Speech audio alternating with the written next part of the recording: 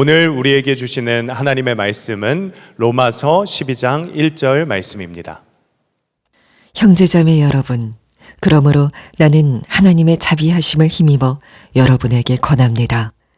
여러분의 몸을 하나님께서 기뻐하실 거룩한 산 제물로 드리십시오. 이것이 여러분이 드릴 합당한 예배입니다. 네, 우리 이제 앞으로 6월 15일부터 이곳 예배당 보수 공사가 한 5개월 이상의 기간에 걸쳐서 진행이 됩니다. 아마 이곳 예배당에서 예배를 드리고 또 교회에 신앙생활 하시면서 저마다 예배당을 통해 갖게 된 은혜의 추억들이 있으실 겁니다. 앞에 계신 원로 장로님들이나 오랜 기간 교회를 섬기신 분들은 오래전에 이곳 예배당 공사가 멈추었을 때 마치 동굴과 같은 이곳 예배당에 와서 눈물로 기도를 심었던 그러한 때가 기억나는 분들도 있을 것이고, 또 어떤 분들은 오늘 방훈 형제의 고백처럼 이곳에서 주님과의 관계가 다시 회복이 되고 예배가 살아나고 선교적인 부르심에 눈이 열린 그런 은혜를 맛보아 누린 분도 있으실 겁니다. 저도 신학생 시절부터 이곳 선한목자교회에서 훈련을 받으면서 제가 계수를 해보니까 이 예배당에서 예배드린 기간이 꽤나 오래 되더라고요. 심지어 저는 제 결혼식도 이곳 본당에서 했습니다.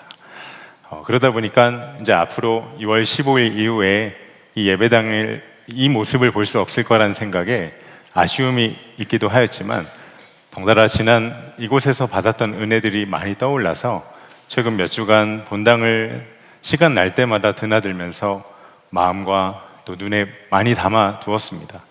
그리고 올 때마다 간절히 기도를 심었습니다. 하나님, 이곳 예배당이 더 아름답고 더욱 안전하며 앞으로 20년과 또 30년을 책임질 하나님의 임재가 가득한 복의 우물로서 에스겔 47장의 생명수가 흘러가 나 자신이 살 뿐만 아니라 우리 다음 세대와 이웃과 나라와 민족과 북한과 열방을 책임질 수 있는 거룩한 성전이 되게 해주세요. 간절히 기도를 하였습니다. 그러면서 자연스럽게 묻게 됐습니다. 아마 우리의 열망이 이와 같을 텐데, 그렇다면 예배당 보수 기간에 주님께서 우리 교회를 보시면서 무엇에 가장 큰 관심을 갖게 되실까? 저는 지금 젊은이 교회를 섬기고 있습니다. 젊은이 교회를 섬기다 보니 결혼 주례를 섬길 기회가 있는데, 청년 같은 제가 청년들의 주례를 섬깁니다. 여전히 맞지 않는 옷을 입고 있는 느낌을 많이 받는데요. 가끔은 예식장에 가면 부모님들이 깜짝 놀라십니다. 선한목자교회 목사라고 해서 이렇게 주례자가 왔는데 김다희 목사님도 아니고 젊은 목사가 오니까 주례자 맞냐, 사회자 아니냐 이렇게 물으실 때도 있으세요. 근데 제가 주례를 앞둔 이제 예비 부부들을 만날 때마다 종종 하는 이야기가 있습니다. 당신들의 혼수를 신경 써서 해서 그 신혼집의 안방에 흔들리지 않는 편안한 침대를 들여놓은들 두 사람의 관계가 흔들리면 무슨 의미가 있을까? 결혼 예식을 세상 가장 아름답고 화려한 공간에서 하고 수많은 셀럽과 인플루언서들이 하객으로 참여한다 해도 정작 내 바로 옆에 있는 배우자의 마음 하나 얻지 못하면 그게 무슨 의미가 있을까? 결혼식 자체보다 훨씬 더 중요한 게 있음을 매번 당부를 합니다. 마찬가지로 우리는 예배당보다 더 중요한 게 있음을 다 알고 있습니다. 우리가 아무리 예배당 보수를 잘해도 정작 나 자신이 하나님 마음에 맞는 자가 되지 않는다면 그게 무슨 소용이 있을까? 여러분, 성경은 우리 자신이 주의 성전이라고 말씀을 하였습니다. 고린도전서 3장 16절에 여러분 하나님의 성전이며 하나님의 성령이 여러분 안에 거하신다는 것을 알지 못합니까? 성경은 이 예배당이 아니라 바로 이 자리에 앉아있는 저와 여러분이 하나님의 성전이라고 말씀을 하십니다. 그러니 예배당 보수 기간에 그럼 무엇이 가장 중요할까요? 마치 이 예배당이 낡고 오래된 것을 과감하게 뜯어내고 버려야 새 성전이 될 수 있는 것처럼 주님이 성전이라 말씀하신 우리 자신의 내면 안에 버리고 혹은 치우고 잘라내고 완전히 정비하여서 새 것이 되기를 주님께서 관심을 갖고 지켜보시지 않을까?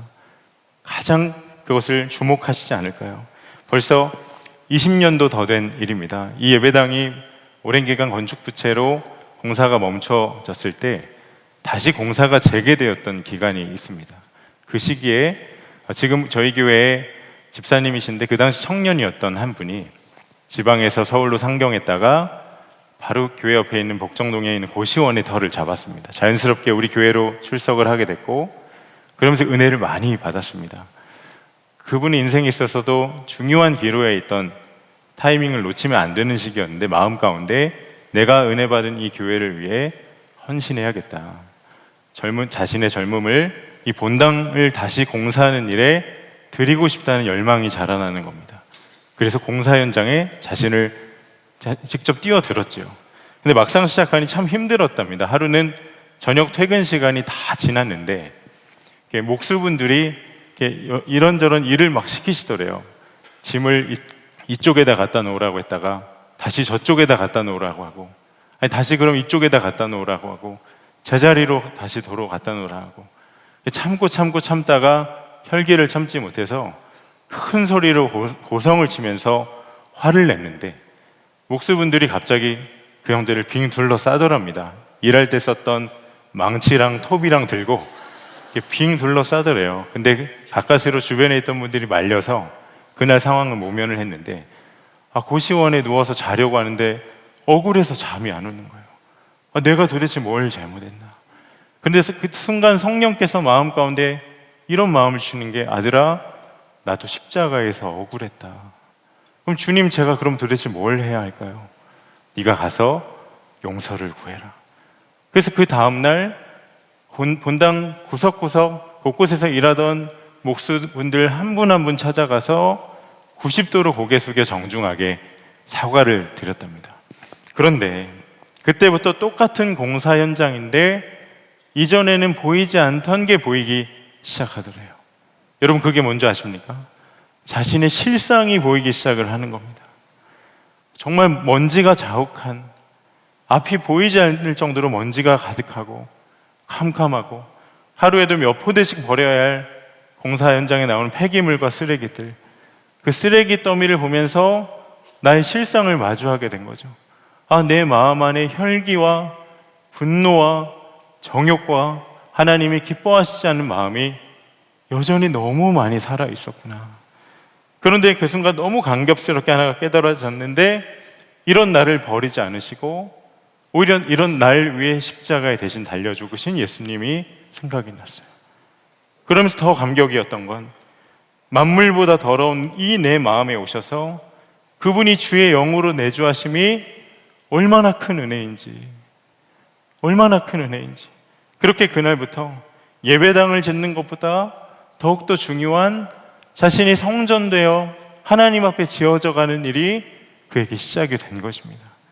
여러분, 이곳 예배당이 아름답게 보수되어 갈 때 정작 우리 자신은 이 성전과는 아무런 상관없이 살아간다면, 그리고 아름답게 정비된 예배당을 우리가 다시 돌아와서 예배한 날이 반드시 올 텐데, 그날 그 예배당에서 예배드리기에 부끄러운 삶을 살아가고 있다면 과연 주의 영광이 이곳에 임할 수 있을까요?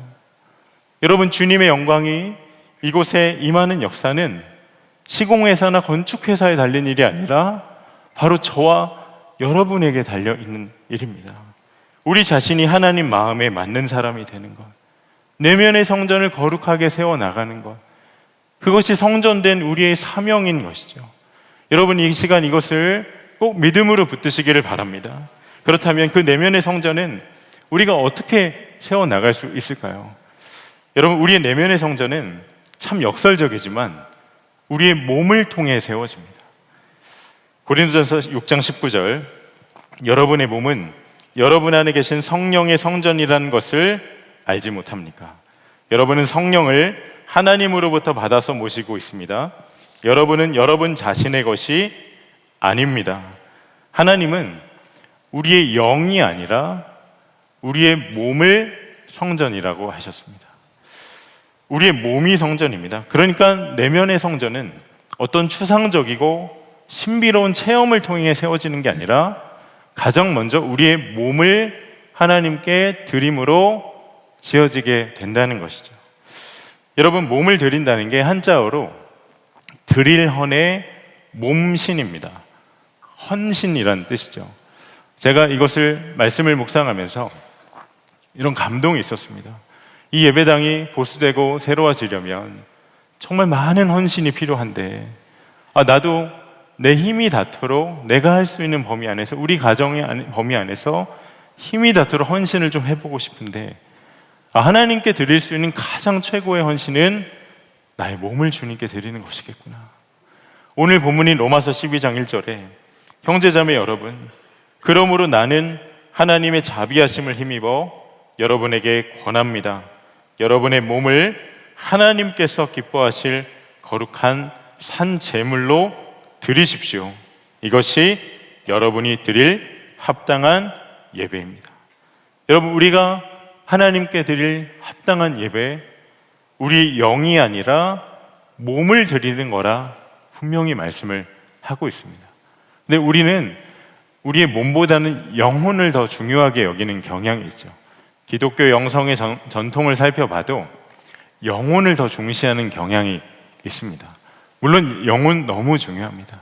그러나 성경은 우리가 영혼에 관심을 갖는 것만큼 몸도 굉장히 소중히 다루고 있습니다.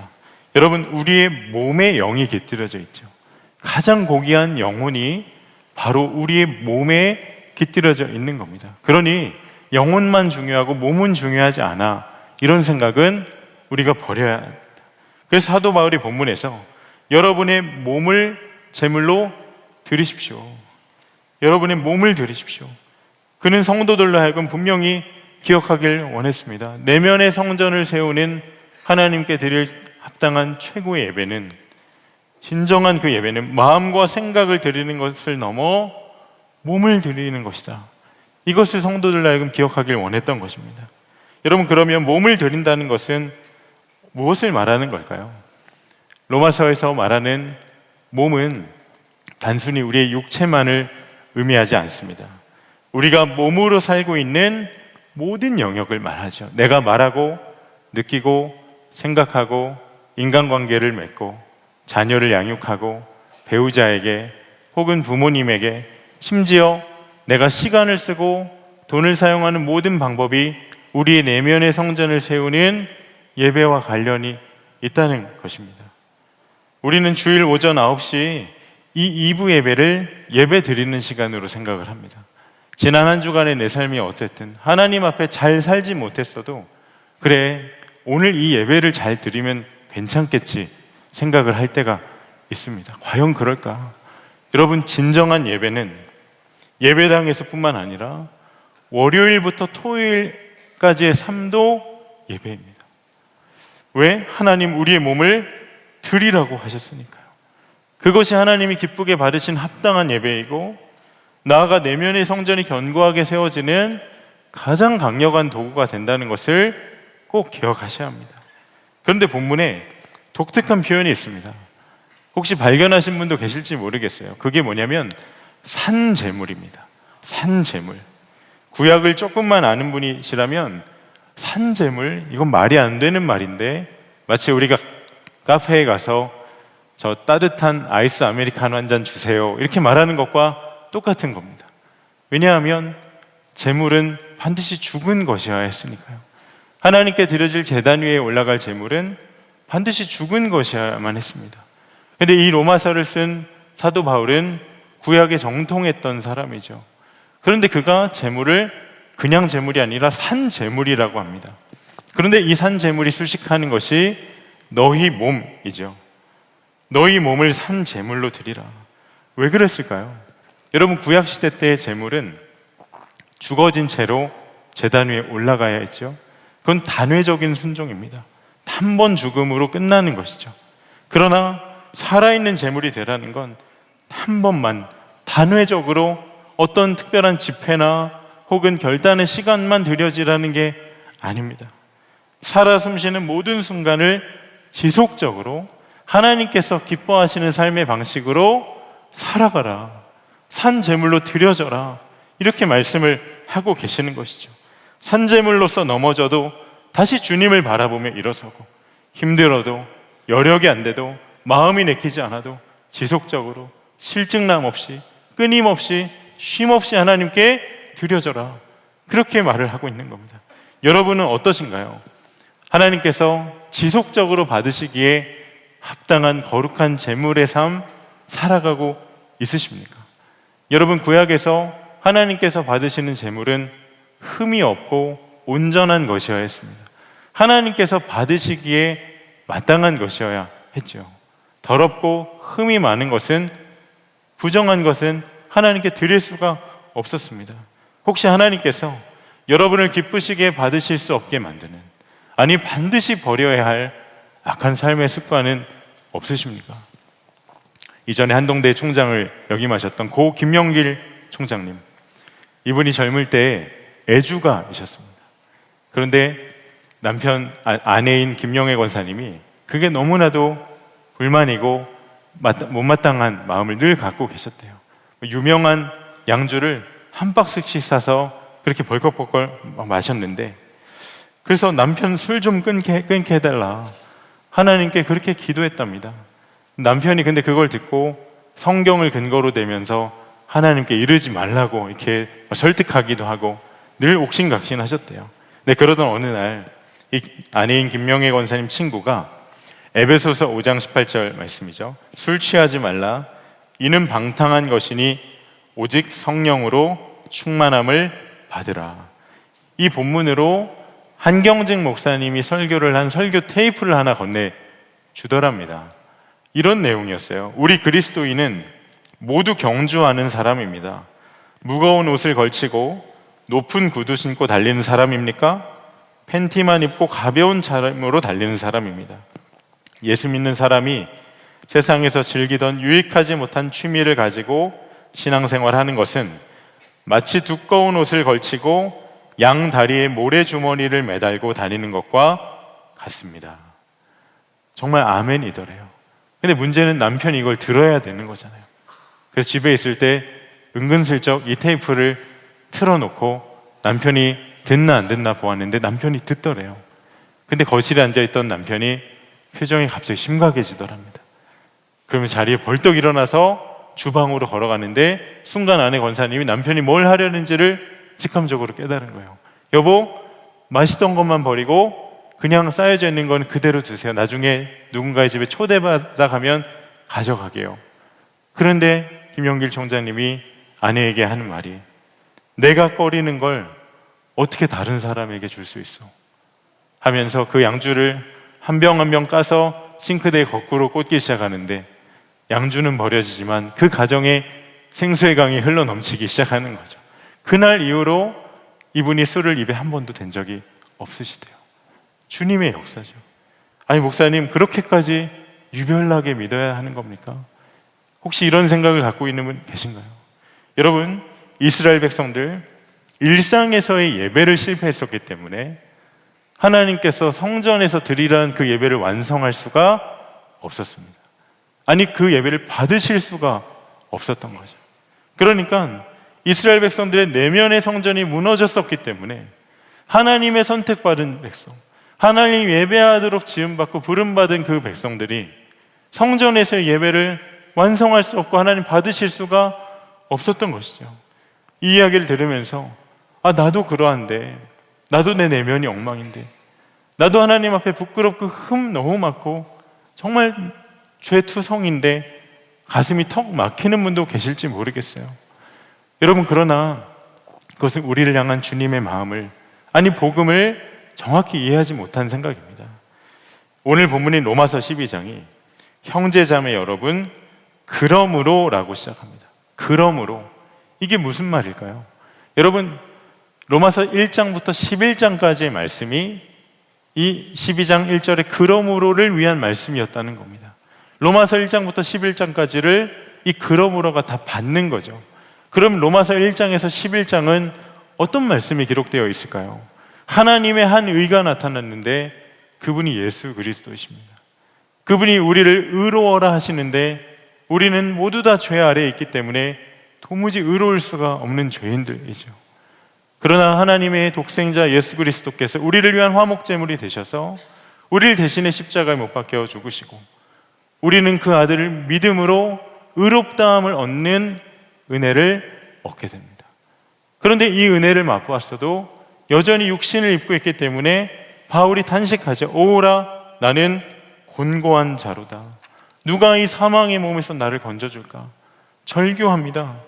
그런데 바울이 로마 7장을 잘 보면 그 절망 가운데 삶이 무너지거나 아예 놓아버리지 않아요. 오히려 하나님께 감사합니다. 왜? 그에게는 인생의 해답이 있었으니까요. 생명의 성령의 법이 죄와 사망의 법에서 나를 해방하였다. 성령이 우리와 함께 하신다. 이 복음이었던 거예요. 여러분, 성도가 이 땅에서 누릴 수 있는 가장 큰 복이 무엇일까요? 건강입니까? 많은 재산을 얻는 겁니까? 걱정할 거 없는 노후를 보내는 걸까요? 내 자식이 성공하는 겁니까?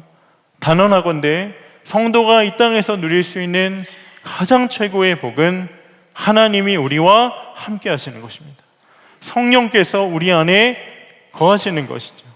여러분, 이것을 믿는 것이 진짜 믿음입니다. 여러분, 잊지 마십시오. 거룩하신 그리스도형 성령께서 저와 여러분과 함께 하십니다.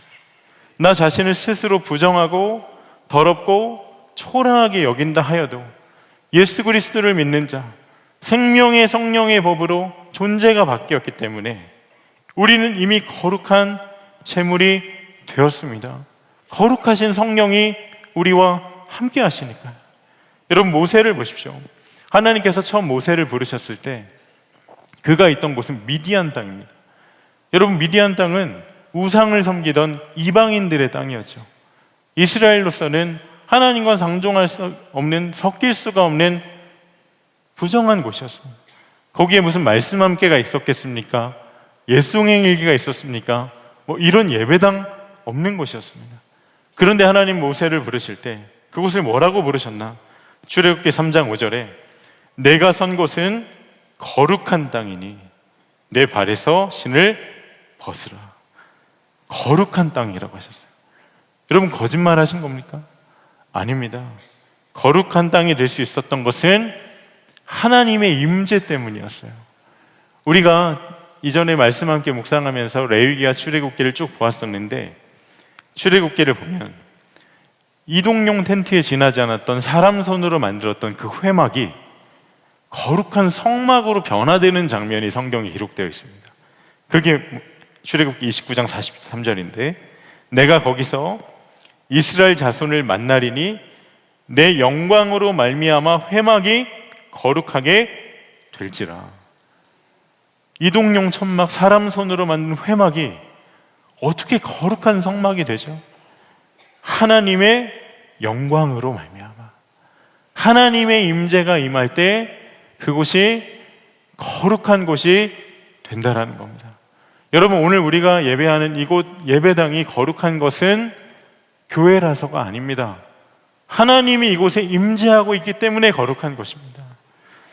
하나님이 함께 하신다면, 여러분, 내가 교회에 있든 집에 있든 사역을 하든 사업을 하든 내가 육아를 하든 운전을 하든 하나님이 함께 하신다면 어디든지 거룩한 곳이 된다라는 것이죠.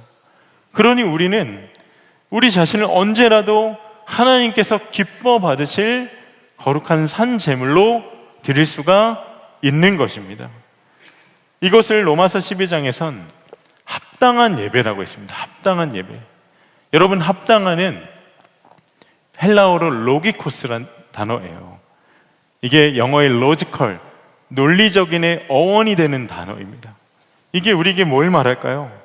복음 안에서 새 생명을 얻은 나, 내 몸과 내 삶을 그리고 내 전부를 하나님께서 기뻐하시는 산 제물로 드리는 것은 성도가 마땅히, 합당히, 논리적으로 마땅한 결론이 되는 삶이라는 것입니다. 마땅히 살아야 할 삶의 모습이라는 거죠. 그럼에도 여전히 주저함이 있는 분이 있다면, 자신이 없는 분이 있다면 여러분 꼭 기억하십시오. 주님은 우리에게 강압적으로, 교조적으로 너 드려야 돼, 안 드리면 혼나, 강요하는 분은 아니세요. 그러나 나 자신을 하나님께 드리고 또 드려도 후회함도 없고 아깝지가 않은 것은 주님께서 먼저 자신의 몸을 우리를 위해 산 제물로 드리셨기 때문에 그렇습니다. 그래서 바울이 나는 하나님의 자비하심을 힘입어 여러분에게 권합니다라고 고백한 겁니다. 여러분, 하나님의 자비하심, 하나님이 날 사랑하신다는 것이 진정 사실이라는 것이죠. 여러분, 그 증거가 뭘까요? 십자가입니다. 십자가. 예수님께서 친히 나무에 달려 그 몸으로 우리에게 먼저 드리라 하지 않으시고 당신이 그 몸으로 우리의 모든 더럽고 추악한 죄를 담당하셔서 우리를 살려주셨죠. 당신의 몸을 드리면서까지. 그러니 주님 안에서 나를 드리지 못할 리가 우리 안에 하나도 없는 것입니다. 저는 4대째 기독교 집안에서 목사 아들로 태어나 자라났습니다. 어려서부터 교회 울타리를 한 번도 벗어난 적이 없습니다. 그런데 십자가는 저에게 아무런 능력도 아니었고, 그리고 저는 죄인인지도 몰랐고 은혜도 몰랐고, 예수님은 그저 어려울 때 기도하면 도와주는 분 정도로만 알았었습니다. 제가 신학교에 입학했던 것도 목사이신 아버지께서 원서 접수하기 일주일 전에 저를 방으로 부르시더니 형주야, 신학교 졸업하고 목사 안 하는 사람 많다. 그러니 네가 입학하고 졸업해서 졸업만 하면 뭘 하든 내가 상관 안 할게. 제가 이 말에 깊은 은혜를 받고 신학교를 들어가게 됐습니다. 불타는 사명감과 세계 민족 복음화 그런 건 1도 몰랐었습니다. 근데 마음 안에 겉은 멀쩡했지만 제 내면은 이전에 이 예배당의 성전의 공사가 멈췄을 때 아수라장이었던 것처럼 죄로 물들고 너무나도 아수라장이었어요. 한없이 교만하고 한없이 이기적이고 한없이 음란하고 한없이 거짓이 많은 게 저였습니다. 그리고 하여간 신학교 빨리 졸업해서 다른 길을 찾고 싶었지, 그리고 인생의 제 목표는 어떻게 하면 성공할까, 어떻게 하면 신학교 졸업해서 다른 공부해서 어떻게 하면 잘 살아볼 수 있을까, 그게 인생의 질문이었어요. 그러다 신학교 2학년 때 중국 여행 중에 콧등이 움푹 파이는 사고를 당하고 한국에 돌아와서 코 좀 나아보려고 철야를 시작을 했다가 며칠을 해도 낫지를 않아서 어느 날 예배당 맨 끝에 앉아 혼자 우두커니 텅 빈 예배당에서 그냥 기도도 안 하고 앉아 있는데 그때 성령께서 십자가를 바라보라는 마음을 주시는 거예요. 그때 십자가를 바라보는 순간 하나님께서 그 십자가를 바라보는 눈을 활짝 열어주셨어요. 저는 어려서부터 귀에 못이 박히도록 복음을 들어왔기 때문에 내가 그렇게 죄인이 아닌데 예수님이 왜 그런 고생을 하셨나, 그렇구나, 이 사람 죄 쥐어짜내서 조금, 내 죄도 겨우 쥐어짜내서 조금, 다 뭉뚱그려서 우리 죄를 위해 예수님 십자가에 못 박혀 죽으신 거겠구나라는 생각을 하고 있었습니다. 그런데 그날 그 십자가 앞에 섰는데 아니더라고요. 지난 21년 동안 제가 지었던 수많은 죄들이 주마등처럼 지나가면서 예수님을 십자가에 못 박은 장본인이 바로 나였구나. 다른 누구 하나 탓하거나 정죄할 이유 없이 내가 죄인 중에 죄인, 괴수 중에 괴수가 맞구나. 그렇게 통회자복하며 한참을 회개하는데 성령께서 깨닫게 하셨어요. 도대체 하나님의 사랑이 얼마나 큰 사랑이고 진짜 사랑이기에 나 같은 자를 위해 자기 아들을 십자가에 못 박혀 죽게 하시나. 도대체 그 사랑이 얼마나 진짜이기에. 그러면서 이런 나를 위해 자신의 몸을 버리신 주의 사랑이 깨달아지고 그때 하나님께 이런 고백을 했습니다. 주님 저를 위해 죽으셨으니 저는 주를 위해 살겠습니다. 그날 제 삶을 하나님께 드렸어요.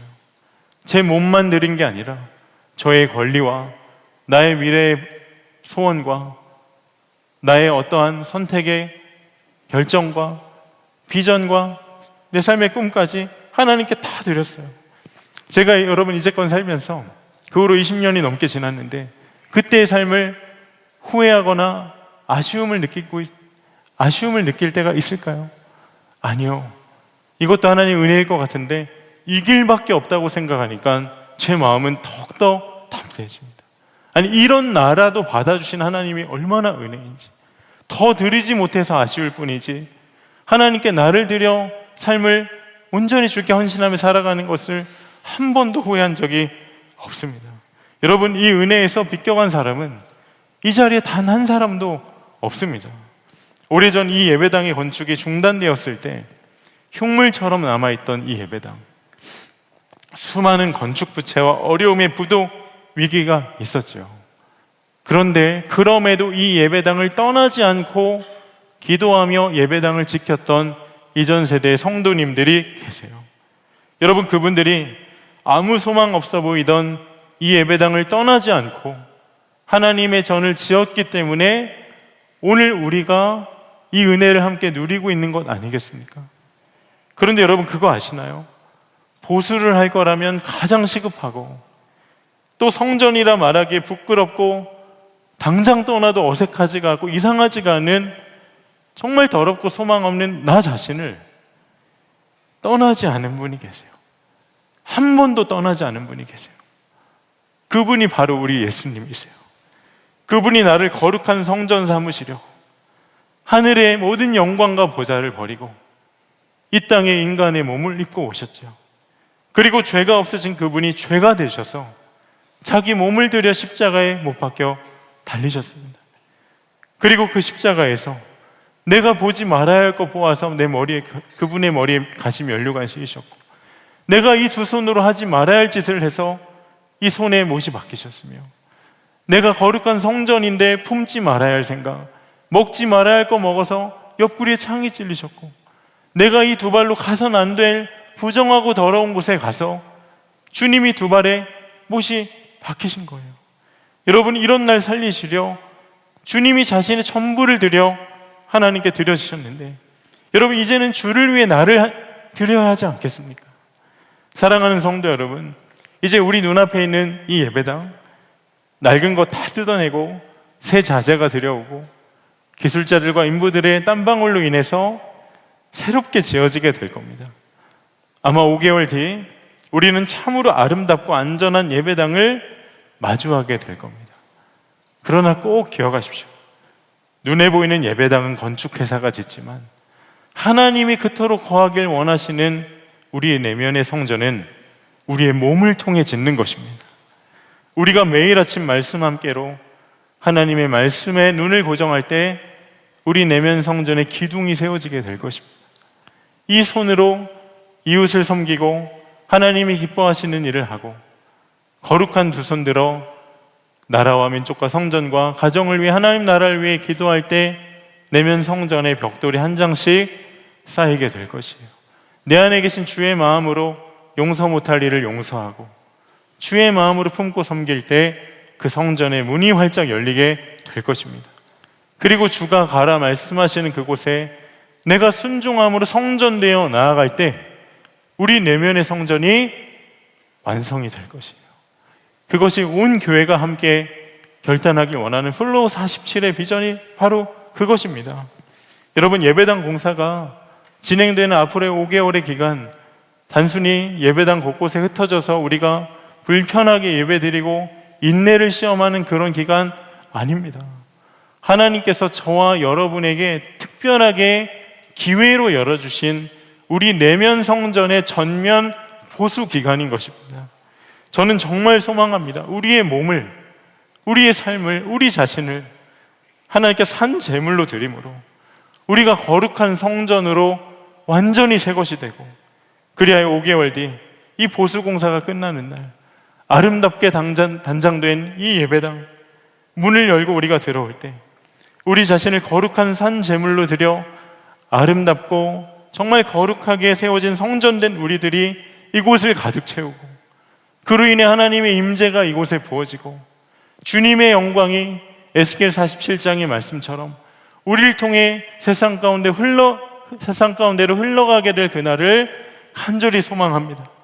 바라기는 우리 삶을 들여 주님이 기뻐하시는 거룩한 성전을 지어가는 살아있는 믿음의 역사와 결단이 앞으로의 예배당 보수 기간에 저와 여러분의 삶 가운데 충만히 임하게 되기를 주님의 이름으로 간절히 축원합니다. 이 시간 우리 말씀을 붙잡고 함께 합심해서 기도하고 싶습니다. 저는 참 부족한 종이지만 교회에서 특별한 기회를 주셔서 오늘 2부 예배 말씀을 전하게 되었는데, 마음은 너무나 간절했습니다. 왜냐하면 이 예배당이 보수되기를 바라는 우리의 열망과 비교할 수 없는 마음으로 주님이 우리의 내면의 성전이 보수되기를 너무도 간절히 바라신다는 마음이 깊이 부어졌기 때문에 그렇습니다. 우리 이 시간 기도할 때 주님, 예배당 보수기간, 이 예배당이 새로워지듯 나의 내면의 성전이 새롭게 세워지는 기간이 되게 하여 주시옵소서. 주가 기뻐하시는 거룩한 산 제물로 나를 드리는 헌신이 내 삶 가운데 회복되게 하여 주옵시고, 어디서든 무엇을 하든 누구와 있든지 주님이 기뻐 받으실 수 있는 거룩한 성전된 삶, 주와 함께 동행하며 주를 닮아가며 온전한 증인 되어 세워지는 놀라운 은혜가 내 삶에, 우리 가정에, 우리 교회 가운데 충만히 임하게 하여 주시옵소서. 우리 주의 이름을 한번 부르짖고 합심하여 함께 기도하겠습니다. 주여, 아버지 하나님 그렇습니다. 하나님, 우리가 믿음으로 주 앞에 나아갑니다. 하나님, 예배당 모습이가 우리가 주 예수 그리스도 안에 거하여서 우리가 성전됨을 기억하며 하나님 주님이 기뻐하시는 성제물로 드려지기를 원합니다. 아버지 하나님, 역사하소서.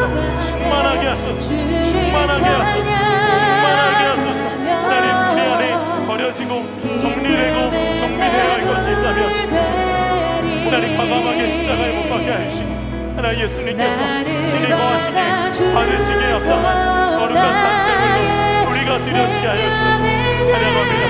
하나님 감사합니다. 역사하소서. 하나님, 그리하여서 우리가 하나님 성전이여 완전히 새 것으로 하나님 모습일 때 이곳에 하나님의 영광이 임하게 하시고, 하나님 나라의 충만하심의 역사가 이곳으로부터 나라와 민족과 열방 가운데, 우리 다음 세대 가운데 아름답게 흘러가는 통로, 우리 모두가 되게 하여 주시옵소서. 찬양합니다. 하나님, 그 일을 친히 이루실 주님을 기대합니다.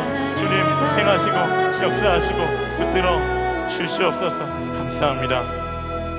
은혜와 사랑이 충만하신 아버지 하나님, 우리를 거룩한 성전이라 말씀하시고 예배당 보수기간 우리의 내면의 성전을 주가 작정하시고 보수하실 그 일에 우리 자신을 거룩한 산 제물로 내어드리기를 이 시간 결단합니다.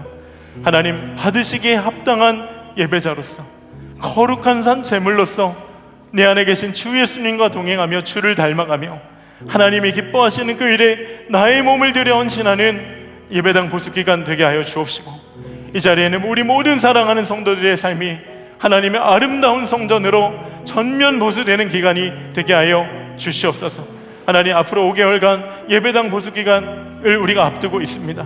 주여, 그 모든 과정도 주님께서 신실하고 아름답게 인도하여 주옵시고, 우리 선한목자교회가 이전에 쓰임받았던 영광보다 더 큰 영광으로 하나님의 영광을 세상 가운데 흘려보내는 복의 우물의 사명 넉넉히 감당하게 하여 주시옵소서. 지금 이 시간에도 열방 가운데 주의 복음 들고 선교하는 선교사님들의 삶을 주가 긍휼히 붙들어 주옵시고, 하나님 나라의 역사가, 그 생명수가 열방 가운데로 택하신 주의 종들을 통해 흘러가게 하여 주시옵소서. 남과 북의 하나됨을 누구보다 바라시는 아버지 하나님, 우리의 간구 가운데 남과 북 또한 복음 통일이 머물게 하여 주옵시고, 우리 선한목자교회를 복음 통일의 마중물로 사용하여 주시옵소서. 억류되어 있는 주의 종들을 기억하시고 하나님 보호하시며 하루속히 석방되어지는 그날을 주님 허락하여 주시옵소서. 오늘 예배당에 올 때 그냥 오지 아니하고 11조와 건축헌금과 감사헌금과 선교헌금 등으로 하나님께 마음을 들여 예물을 드린 성도들을 주님 귀히 여겨 주옵시고, 허락하신 재물이 하나님 나라의 영광을 위해 알곡처럼 쓰임받는 거룩한 역사가 임하게 하여 주시옵소서. 감사합니다. 주님께서 친히 행하실 일을 기대하며 모든 말씀 주 예수님의 이름으로 기도드립니다. 아멘. 우리 다 함께 일어나셔서 결단하며 봉헌 찬양하도록 하겠습니다. 나의 모습 나의 소유 나의 모습 나의 소유 주님 앞에 모두 드립니다. 모든 아픔 모든 기쁨 내 모든 눈물 받아주소서. 주와 내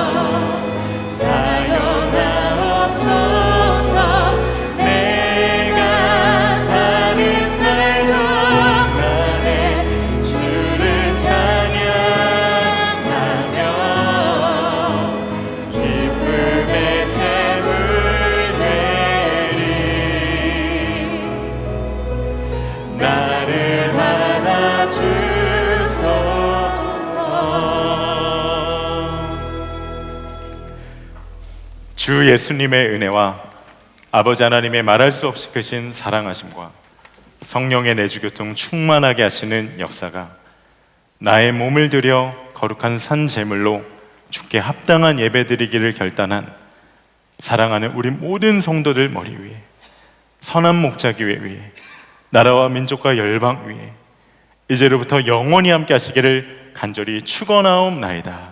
아멘.